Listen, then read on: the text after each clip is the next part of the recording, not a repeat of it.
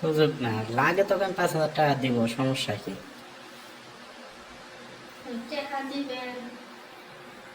হুম, টাকার দরকার নাই। টাকা তো দরকারই, ঘরে বাজার নাই, আবার আমার ওষুধ ফুরাই গেছে। ম্যাডাম তো আবার জানবো না কিছু। আরে না, তোর ম্যাডাম জানবো না, তোর ভয় নেই। ম্যাডাম জানলে তো আমার চাকরিটা যাইব না স্যার।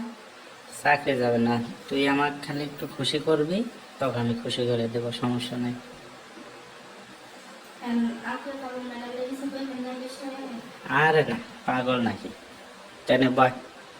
একটা কথা, কি কথা? ম্যাডাম আর আগে তোমার ছাড়া দাম না।